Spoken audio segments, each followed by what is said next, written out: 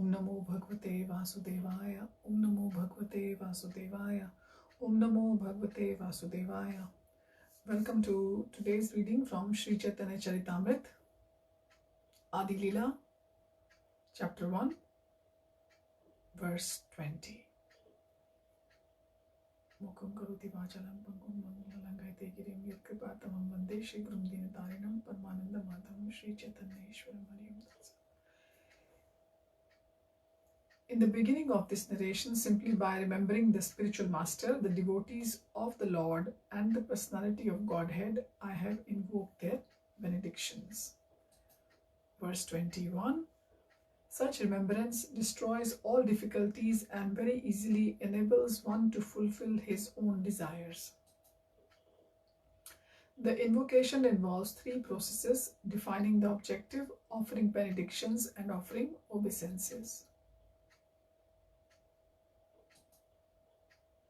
In the third verse, I indicate the absolute truth, who is the ultimate substance. With such a description, one can visualize the supreme path. We are reading the translation of the verses here.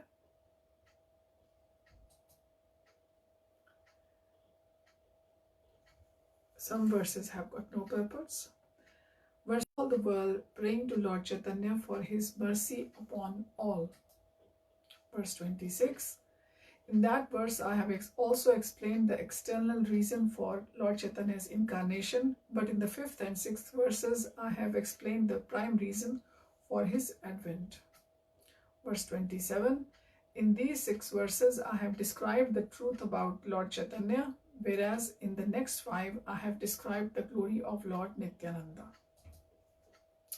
Verse 28, the next 2 verses describe the truth of Advait Prabhu, and following verse describes the Panchatattva, the Lord, his plenary portion, his incarnation, his energies, and his devotees. Verse 29, these 14 verses therefore offer auspicious invocations and describe the supreme truth. Verse 30, I offer my obeisances unto all my Vaishnava readers as I begin to explain the intricacies of all these verses. Verse 31. I request all my Vaishnava readers to read and hear with rapt attention this narration of Sri Krishna Chaitanya as inculcated in the revealed scriptures. Purport: Lord Chaitanya is the absolute truth, Krishna himself. This is substantiated by evidence from the authentic spiritual scriptures. Sometimes people accept a man as God on the basis of their whimsical sentiments and without reference to the revealed scriptures. But the author of Chaitanya Charitamrita proves all his statements by citing the Shastras. Thus he establishes that Chaitanya Mahaprabhu is the Supreme Personality of Godhead. Verse 32. Lord Krishna enjoys by manifesting himself as the spiritual masters, the devotees, the diverse energies, the incarnations, and the plenary portions. They are all 6 in 1. So this is about the Shadbhuj avatar of the Lord, how Lord Chaitanya, Lord Krishna manifests as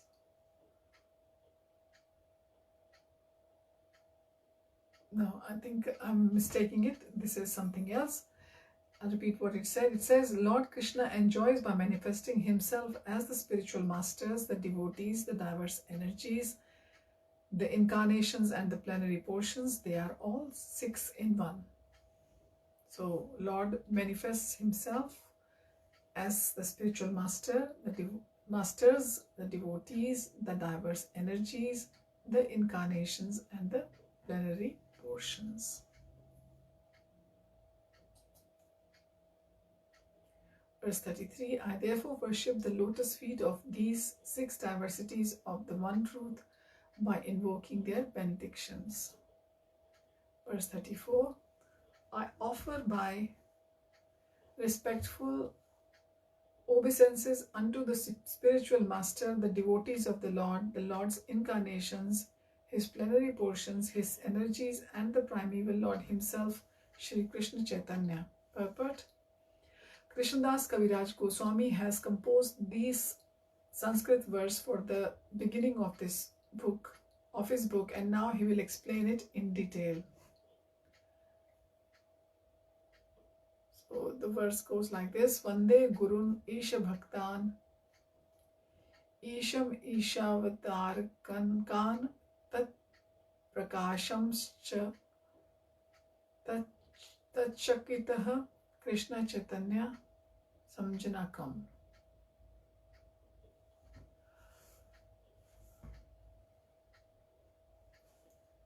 He offers his respectful obeisances to the 6 principles of the Absolute Truth. Gurun is plural in number because anyone who gives spiritual instructions based on the revealed scriptures is accepted as a spiritual master.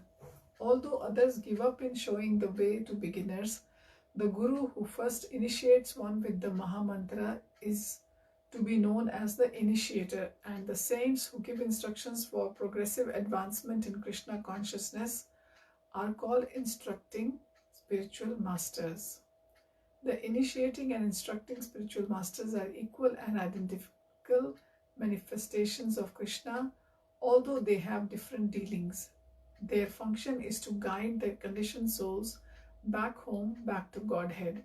Therefore, Krishnadas Kaviraj Goswami accepted Nityanand Prabhu and the 6 Goswamis in the category of Guru. Isha Bhaktan refers to the devotees of the Lord like Shrivas and all other such followers who are the energy of the Lord and are qualitatively non-different from him. Isha Vatarakan refers to acharyas like Advaita Prabhu, who is an avatar of the Lord. Tat Prakasham indicates the direct manifestation of the Supreme Personality of Godhead. Nityanand Prabhu and the initiating spiritual master Tat Chakita refers to the spiritual energies or the Shaktis of Sri Krishna. Chaitanya Mahaprabhu, Gadadhar, Damodar and Jagadanand belong to his category of internal energy. The 6 principles are differently manifested but all equally worshipable. Krishnadas Kaviraj begins by offering his obeisances unto them to teach us the method of worshipping Lord Chaitanya. The external potency of Godhead called Maya can never associate with the Lord. Just as darkness cannot remain in the presence of light, yet darkness being but an illusory and temporary covering of light has no existence independent of light. Verse 35. I offer my respectful obeisances at the lotus feet of my initiating spiritual master and all my instructing spiritual masters. Purport: Srila Jiva Goswami in his thesis Bhakti Sandarbha 202 has stated that uncontaminated devotional service is the objective of pure Vaishnavas and that one has to execute such service in the association of other devotees.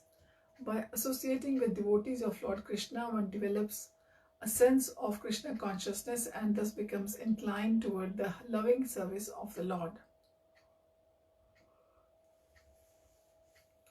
This is the process of approaching the Supreme Lord by gradual appreciation in devotional service. If one desires unalloyed devotional service, one must associate with devotees of Sri Krishna.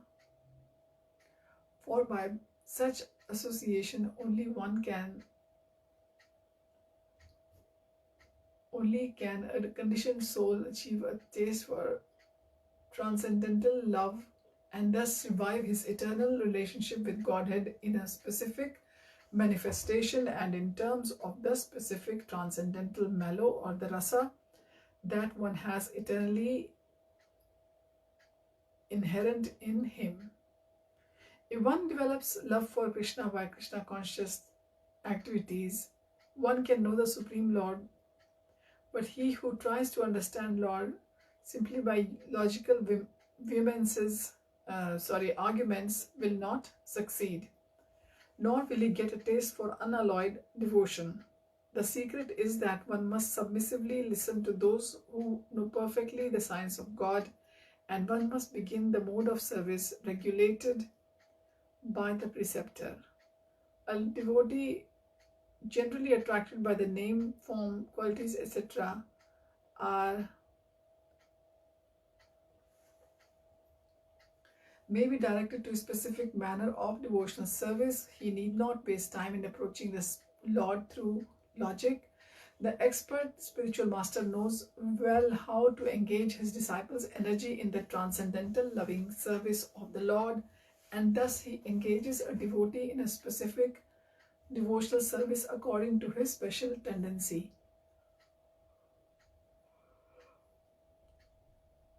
A devotee must have only one initiating spiritual master, because in the scriptures, acceptance of more than one is forbidden.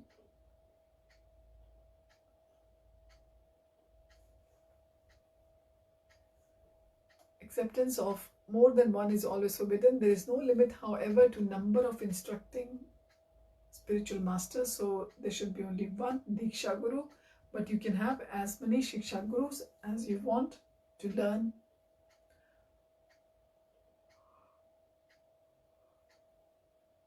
from the scriptures or to make you understand the scriptures. Generally, a spiritual master who constantly instructs a disciple in particular science becomes his initiating spiritual master later on.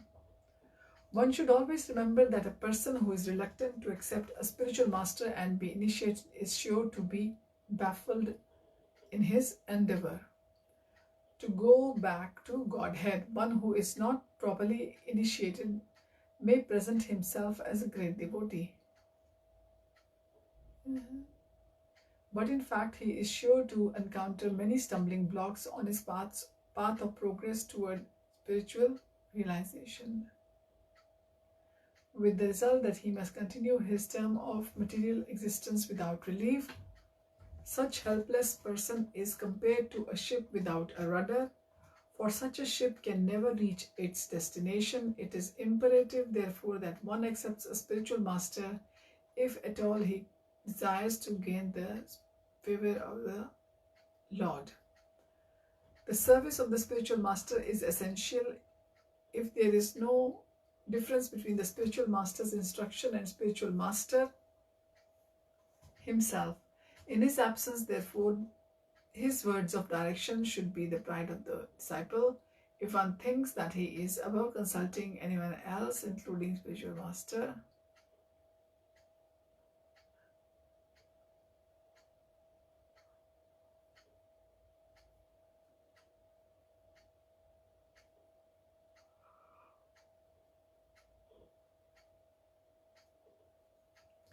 such a helpless person is compared to a ship without a rudder, for such a ship can never reach its destination.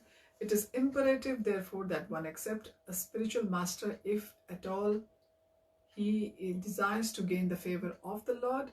The service of the spiritual master is essential. If there is no chance to serve the spiritual master directly, a devotee should serve him by remembering his instructions. There is no difference between the spiritual master's instructions and the spiritual master himself.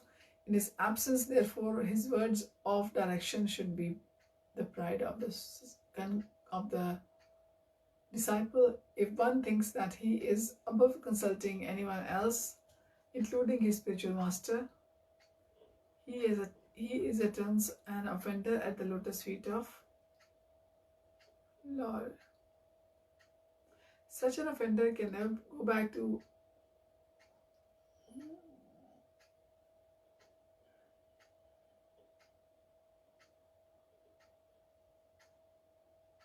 Such an offender can never go back to Godhead. It is imperative that a serious person accept that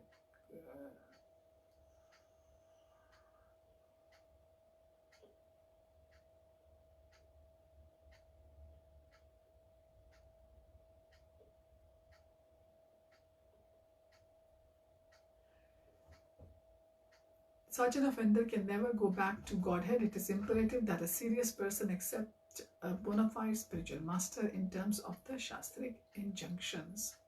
Sri Jiva Goswami advises that one not accept a spiritual master in terms of hereditary or customary social and ecclesiastical conventions. One should simply try to find a genuinely qualified spiritual master or actual advancement in spiritual understanding.